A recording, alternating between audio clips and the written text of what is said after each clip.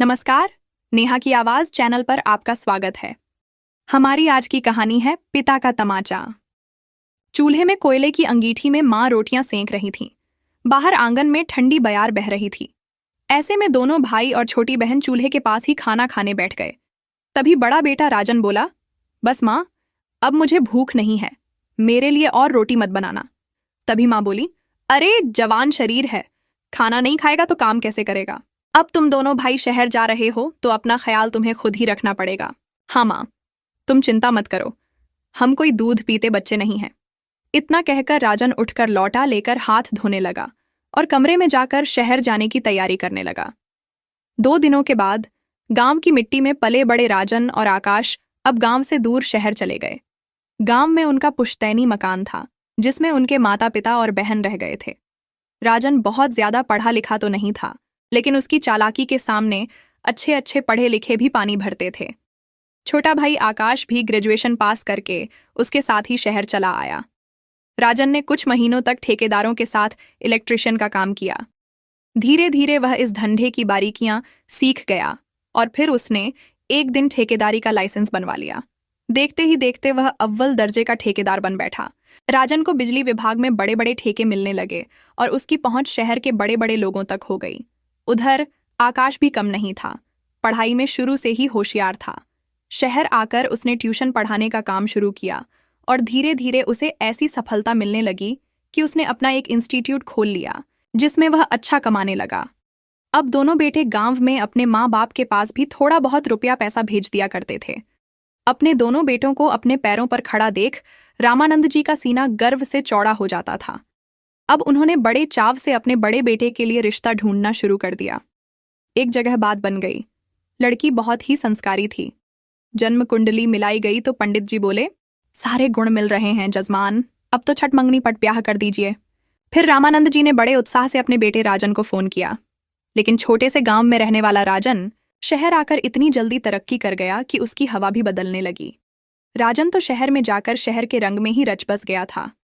गांव की रिश्तेदारी उसे अपने स्तर से छोटी लगने लगी थी और अपने यार दोस्तों में भी उसने अपने आप को पैदाइशी अमीर बताया हुआ था।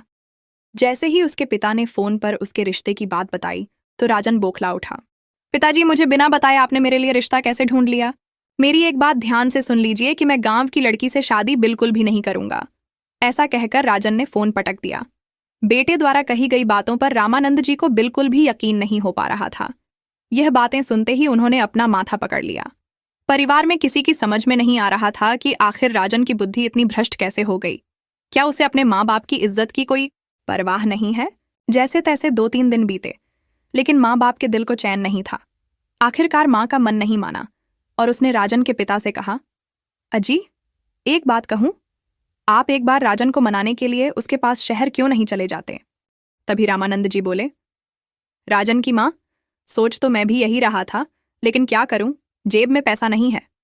वैसे उम्मीद तो नहीं है, लेकिन फिर भी 2-4 दिन रुककर देख लेता हूं, क्या पता बच्चे पैसा भेज ही दे। अजीत, थोड़े से रुपए तो मेरे पास पड़े हैं, मेरी मानो तो आप कल सुबह की गाड़ी से ही शहर के लिए निकल जाइए। फिर रामानंद जी बोले, तुम नहीं मानोगी, ठीक है, कल शनिवार है, मैं बच्चों से मिलने के लिए चला जाता हूं। ब्रह्म मुहूर्त में ही रामानंद जी ने स्नान किया और सुबह की बस से राजन से मिलने शहर चले गए। उधर राजन ने अपने यार दोस्तों को बताया हुआ था कि वह तो बड़े धनवान परिवार से है और उनके घर में बहुत से नौकर चाकर काम करते हैं। अपने छोटे भाई आकाश को भी उसने यही समझाया था कि कोई पूछे तो ऐसा ही सब कुछ बताया करो। लेकिन राजन नहीं जानता था कि जब इंसान की पोल खुलती है तो लोगों का विश्वास उठने में जरा भी देर नहीं लगती। राजन ने जो पता बताया था उसी पते को पूछते हुए रामानंद जी उसके दफ्तर पहुंच गए। बाहर बैठे गार्ड से जब रामानंद जी ने पूछा कि क्या राजन यहीं रहता है, तो गार्ड ने पूछा, आप कौन हैं और साहब को कैसे जानते हैं? तो रामानंद जी बोले, मैं उसका पिता हूं, लेकिन वह कहीं दिखाई नहीं दे रहा। तो उसकी बात सुनकर गार्ड ने उन्हें गौर से देखा, लेकिन उसे यकीन नहीं हो रहा था कि यह साहब के पिता हैं। फिर बोला, साहब कहीं मीटिंग में गए हैं, मैं अभी उन्हें फोन पर आपके आने की बात बता देता हूं। फिर रामानंद जी ने उनसे पूछा, आकाश तो होगा घर पर, तो उसे बुला दो। तो गार्ड ने जवाब दिया, अरे बाबूजी, यह उनका घर नहीं है, यह दफ्तर है। साहब तो अपने छोटे भाई के साथ पीछे की बिल्डिंग में रहते हैं, चलिए मैं आपको छोड़ देता हूं। ऐसा कहते हुए गार्ड ने रामानंद जी के हाथ से उनका बैग लिया और उनके साथ बिल्डिंग की ओर चल पड़ा। थोड़ी ही देर में वे दोनों उनके फ्लैट के बाहर पहुंच गए। गार्ड ने घंटी बजाई तो आकाश निकल कर आया। अचानक अपने पिता को दरवाजे पर देखकर वह बहुत खुश हो गया। उसने पिता के पैर छुए और गार्ड को बैग लेकर अंदर चलने को कहा। फ्लैट के अंदर पहुंचते ही रामानंद जी की आंखें चहक उठीं, क्योंकि इतना आलीशान घर उन्होंने अपने जीवन में पहली बार देखा था। आकाश ने पिताजी को बिठाकर चाय पानी दिया और उनसे आने का कारण पूछा तो रामानंद जी ने उसे सारी बात बताई, लेकिन आकाश अपने बड़े भाई के मामले में कुछ नहीं कर सकता था। फिर बोला, पिताजी आप अभी आराम करो। रामानंद जी घर की हर एक चीज को बड़े गौर से देखने लगे और फिर अलग अलग चीजों को उठाकर पूछते, यह तो बड़ा महंगा होगा ना बेटा?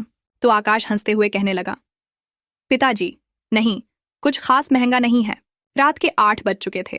रामानंद जी ने आकाश से पूछा, राजन अभी तक आया क्यों नहीं? तो आकाश ने बताया, अर्जेंट काम होता है इसलिए अक्सर देरी से आते हैं। ऐसा कहते हुए वह रात के भोजन की तैयारी में लग गया।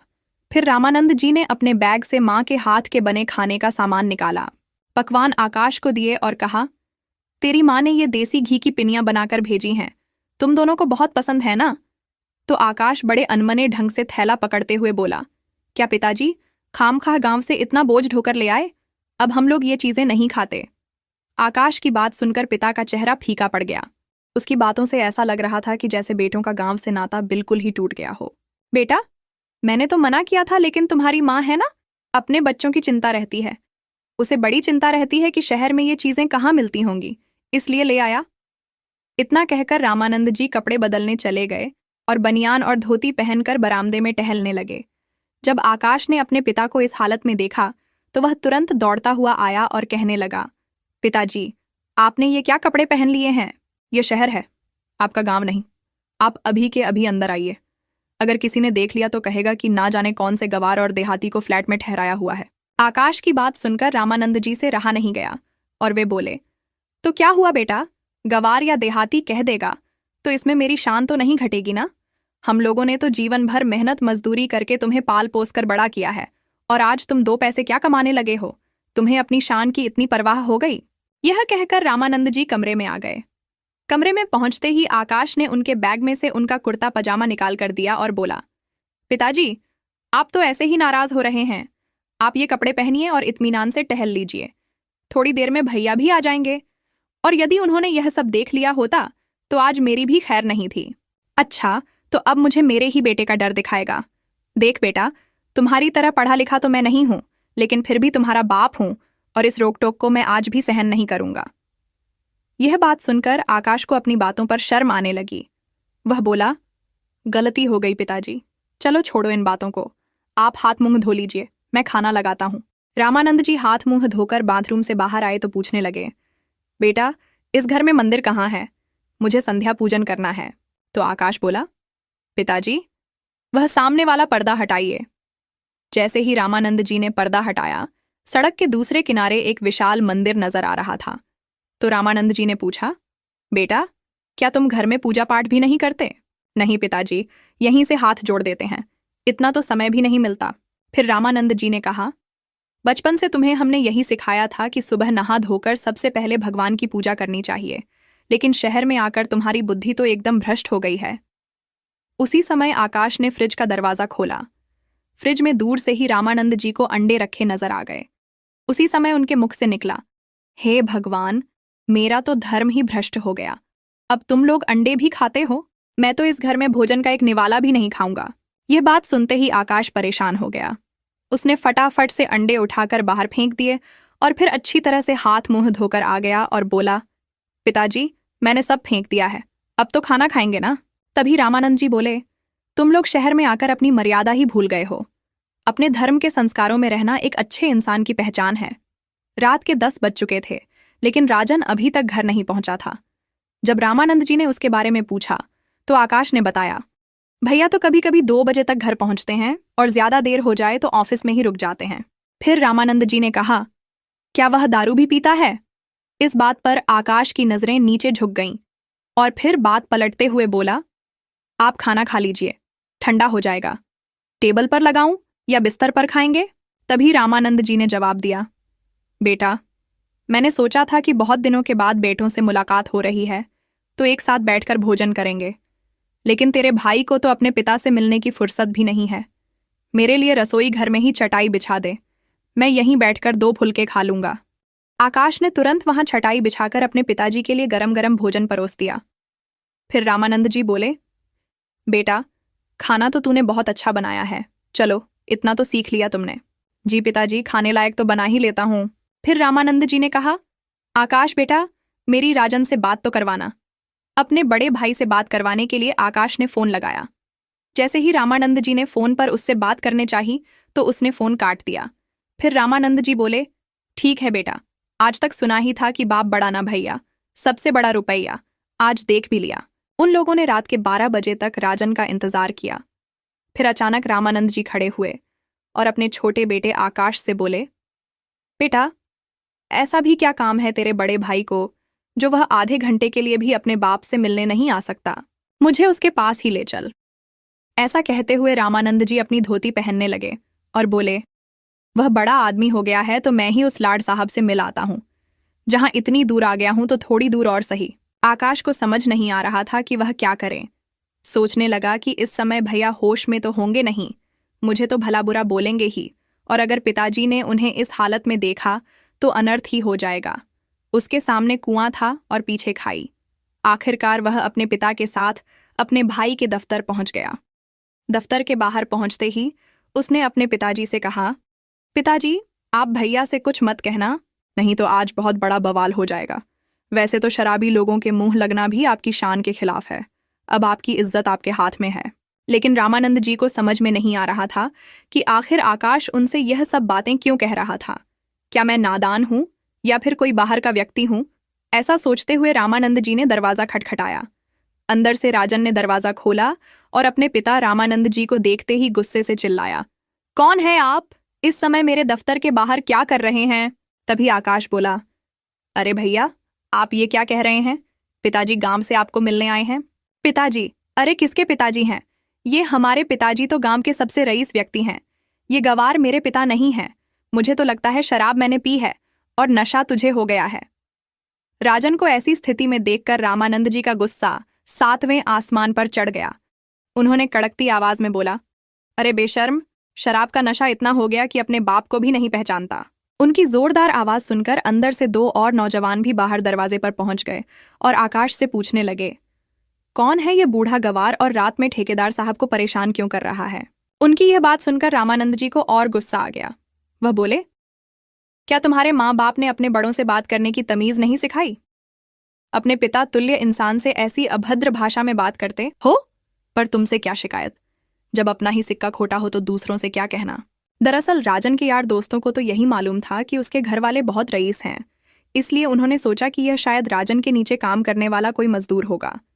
उन्होंने राजन से कहा, सर, इस मजदूर का जो भी हिसाब किताब है करके इसे चलता करो, हमारा मजा किरकिरा हो रहा है। फिर राजन ने कहा, अरे तुम्हें तो पता है इन लोगों का काम धाम करते नहीं हैं और पैसे मांगने आ जाते हैं, निकल जाओ यहां से।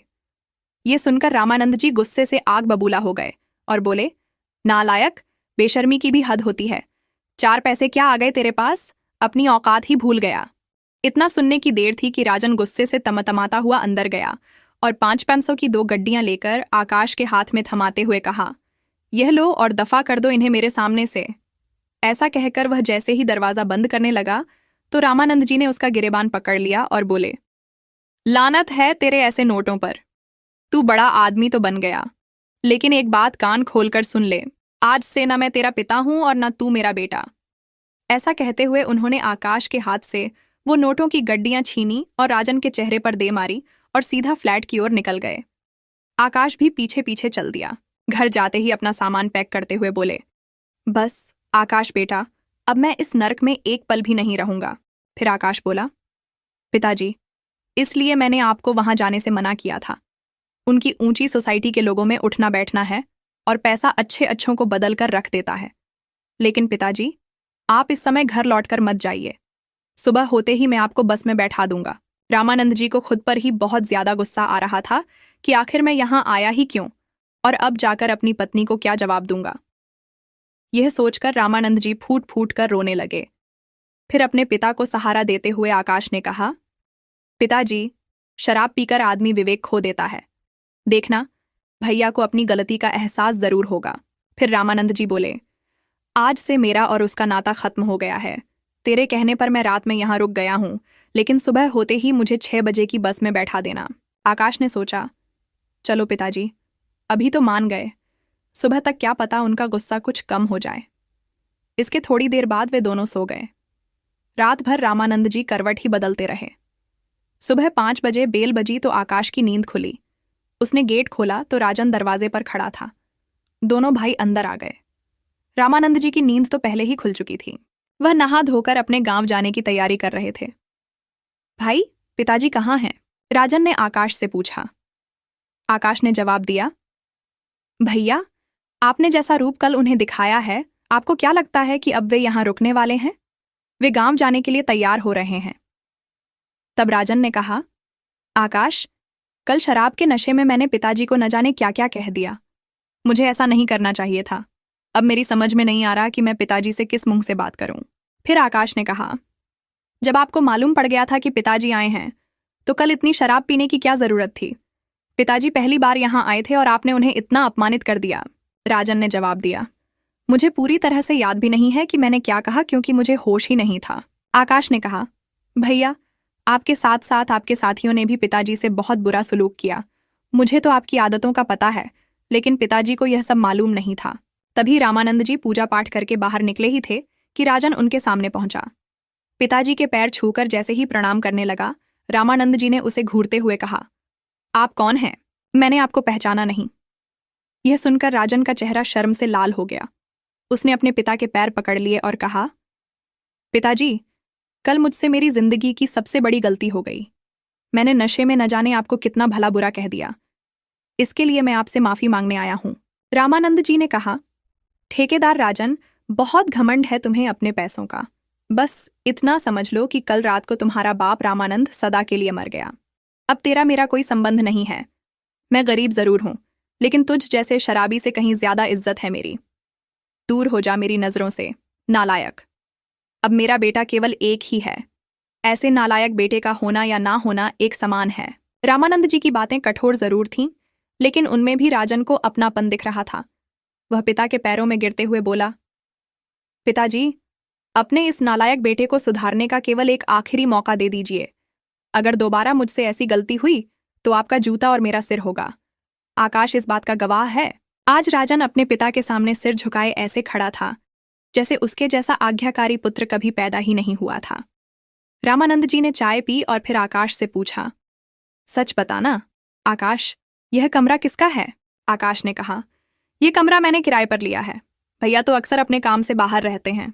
फिर रामानंद जी ने कहा, फिर ठीक है, मैं आज घर वापस नहीं जाऊंगा। इस बेशर्म को तो घर की इज्जत का ख्याल नहीं है, लेकिन मैं आज ही घर लौट गया तो आस पड़ोस में क्या जवाब दूंगा। आकाश अपने पिता की यह बात सुनकर बहुत खुश हुआ। उसे मालूम था कि जैसे जैसे समय बीतेगा, पिता की नाराजगी दूर होती जाएगी। राजन चुपचाप दूसरे कमरे में चला गया। उधर आकाश ने नहाने के बाद सबके लिए नाश्ता बनाया, लेकिन राजन को पिताजी के सामने आने की हिम्मत नहीं हो रही थी। आकाश ने जानबूझकर राजन को आवाज लगाते हुए कहा, भैया, नाश्ता तैयार है, पिताजी आपका इंतजार कर रहे हैं। राजन चुपचाप सिर झुकाए उनके सामने आकर बैठ गया और नाश्ता करने लगा। आज तीनों ने एक साथ बैठकर भोजन किया। आकाश ने आज छुट्टी कर ली थी और राजन के ऑफिस जाने के बाद वह पिताजी को बाहर घुमाने ले गया। उसने अपनी माँ और छोटी बहन के लिए कपड़े खरीदे। इसके बाद वे दोनों वापस घर पहुंच गए। जैसे ही वे घर पहुंचे, रामानंद जी की हैरानी का ठिकाना न रहा, क्योंकि आज राजन ने ही दोपहर के भोजन की व्यवस्था की थी। वह ऑफिस से जल्दी घर आ गया था। रामानंद जी देखकर हैरान थे कि एक शराबी में इतना जल्दी बदलाव कैसे आ गया। जैसे ही वह बैठक की ओर गए, उन्होंने देखा कि 2 युवक वहीं बैठे हुए थे। वे वही युवक थे जिन्होंने पिछली रात उनकी तौहीन की थी। दोनों ने रामानंद जी के पैर छुए। रामानंद जी ने कहा, जी, मैंने आपको पहचाना नहीं। तो उन दोनों ने सिर झुकाकर एक स्वर में कहा, अंकल जी, हम राजन के दोस्त हैं। कल रात को हमसे बहुत बड़ी गलती हो गई, जिसके लिए हम क्षमा मांगने आए हैं। आप हमारे भी पिता तुल्य हैं, कृपया हमें माफ कर दीजिए। रामानंद जी ने कड़े स्वर में कहा, यह तो तुम्हें कल सोचना चाहिए था। अगर मैं तुम्हारे दोस्त का पिता नहीं भी होता तो किसी भी बड़े बुजुर्ग का तुम ऐसे ही अपमान करते। यही शिक्षा और संस्कार मिले हैं तुम लोगों को। दोनों युवकों को यह बात सुनकर अपने पढ़े लिखे होने पर भी लानत महसूस हुई। उन्होंने कहा, अंकल जी, हम जानते हैं कि दोष हमारा है। दरअसल कल हमारे दोस्त राजन को पूरे 5 करोड़ का ठेका मिला था, इसलिए सोचा कि जश्न मना लें, और उस नशे में हमसे जो भी भूल हुई उसके लिए हमें माफ कर दीजिए। हम भविष्य में कभी ऐसा नहीं करेंगे। रामानंद जी ने चेतावनी भरे लहजे में कहा, ठीक है, लेकिन आइंदा ऐसा न हो। अपने से बड़ों की कद्र करोगे तो 5 करोड़ क्या, 50 करोड़ के भी ठेके मिलेंगे। लेकिन अगर पैसे के घमंड में बड़ों का अपमान करोगे तो हमने बड़े बड़ों को भीख मांगते भी देखा है। जैसे ही वे दोनों जाने लगे, रामानंद जी ने कहा, मेरी बात का बुरा मत मानना, तुम दोनों अच्छे घर के लगते हो। ये नशे की लत छोड़ दो, इसमें कुछ नहीं रखा। ठीक है अंकल जी, कहकर उन दोनों ने रामानंद जी को प्रणाम किया और चले गए। उसके बाद राजन ने खाना परोस दिया। वह जितना अपने पिता के नजदीक आ रहा था, पिता के दिल में उसके प्रति क्रोध कम होता जा रहा था। जैसे ही उसके पिता खाना खाने बैठे, रामानंद जी ने पूछा, यह खाना किसने तैयार किया है? आकाश ने कहा, क्यों पिताजी, अच्छा नहीं बना क्या? लेकिन राजन अब भी मौन था। उसे मालूम पड़ गया था कि उसकी दूसरी गलती भी जल्दी ही पकड़ी जाएगी। फिर रामानंद जी ने कहा, भोजन बहुत अच्छा बना है, लेकिन ऐसा भोजन तुम तो नहीं बना सकते। यह किसी संस्कारी महिला के हाथ से बना भोजन लगता है। यह सुनकर राजन हैरान रह गया कि यह बात पिता को कैसे मालूम पड़ गई। तभी आकाश ने पूछा, पिताजी, क्या रात का भोजन अच्छा नहीं बना था? रामानंद जी ने जवाब दिया, अच्छा बना था, लेकिन इतना अच्छा नहीं। जब सब लोगों ने भोजन कर लिया तो राजन ने हिम्मत करके अब तक का सबसे बड़ा राज अपने पिता के सामने खोल दिया और झुकते हुए कहा, पिताजी, आपने बिल्कुल सही पहचाना। यह भोजन हमने नहीं बनाया है, आपकी होने वाली बहू ने बनाया है। यह बात रामानंद जी को मजाक प्रतीत हुई। फिर उन्होंने कहा, हाँ, आजकल चल भी कुछ ऐसा ही रहा है। बच्चे चुपचाप शादी कर लेते हैं और माँ बाप को तब पता चलता है जब नाती पोते हो जाते हैं। अब राजन का डर थोड़ा कम हुआ। उसने कहा, नहीं पिताजी, अभी बात इतनी आगे तो नहीं बढ़ी, लेकिन इतना अवश्य है कि मैंने आपके लिए बहू ढूंढ ली है। आपकी इजाज़त हो तो मैं आपको उससे मिलवा दूं। पड़ोस में ही उसके चाचा का घर है। 4-5 महीने से वह वहीं रहती है। वैसे तो गांव की रहने वाली है और उसके भाइयों से आप आज ही मिल चुके हैं। रामानंद जी ने अपनी नाराजगी जताते हुए कहा, जो अपनी मनमर्जी का मालिक हो, जिसके लिए माँ बाप का होना या ना होना बराबर ही है, उसने रिश्ता भी ऐसे ही लोगों के घर में किया होगा। फिर आकाश ने कहा, पर पिताजी, आप भी तो भैया के लिए रिश्ता ढूंढने की बात कर रहे थे, तो एक बार देख ही लीजिए, क्या पता आपको पसंद आ जाए।